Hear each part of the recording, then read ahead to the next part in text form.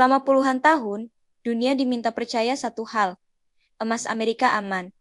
Tak tersentuh, tak tergoyahkan. Tapi kalau memang aman, kenapa Jerman harus menarik emasnya dari New York? Kalau memang utuh, kenapa butuh bertahun-tahun untuk mengirim emas milik sendiri? Dan kalau memang transparan, kenapa cadangan emas Amerika tidak pernah diaudit fisik penuh selama lebih dari 70 tahun? Ini bukan teori konspirasi. Ini sejarah, dokumen resmi, dan pertanyaan yang jarang dibahas. Di video ini kita bongkar sisi paling sensitif sistem keuangan global.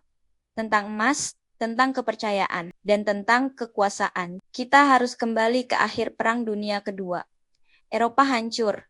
Amerika muncul sebagai pusat stabilitas dunia. Saat itu, menyimpan emas di Federal Reserve dianggap aman, bukan hanya karena keamanan fisik, tetapi karena dolar dijadikan poros sistem moneter global. Negara-negara barat menaruh emas mereka di New York, bukan sebagai simbol kepemilikan, melainkan sebagai pondasi kepercayaan.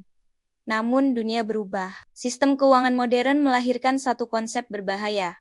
Paper gold, emas yang tidak selalu berpindah secara fisik, tetapi berpindah sebagai kontrak, klaim, dan derivatif. Dalam sistem ini, satu batang emas bisa menjadi dasar banyak klaim sekaligus.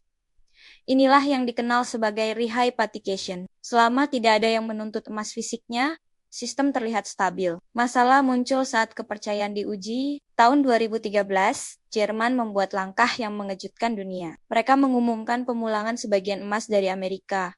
Namun prosesnya tidak cepat, tidak sederhana, dan emas yang kembali dilaporkan dilebur ulang. Disinilah pertanyaan muncul. Jika emas itu tersedia dan utuh, mengapa pengirimannya memakan waktu bertahun-tahun? Dan mengapa audit fisik penuh selalu dianggap isu sensitif? Amerika mengatakan emasnya aman.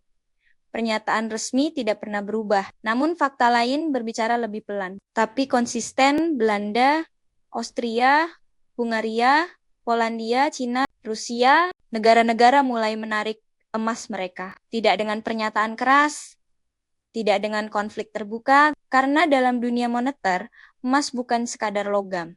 Ia adalah kedaulatan. Jika dolar adalah janji, maka emas adalah jaminan terakhir ketika janji dipertanyakan. Hari ini, utang global membengkak, likuiditas dicetak tanpa henti, dan kepercayaan aset paling rapuh mulai retak. Ini bukan cerita sensasi, ini cerita tentang sistem, tentang siapa yang memegang kendali ketika kepercayaan berubah menjadi pertanyaan. Jika emas benar-benar adalah ultimate money, maka satu hal tak bisa dihindari. Siapa yang benar-benar menguasai emas dunia hari ini? Dan apakah dunia sedang bersiap memasuki era super cycle emas saat kepercayaan tidak lagi dicetak, tetapi dicari kembali?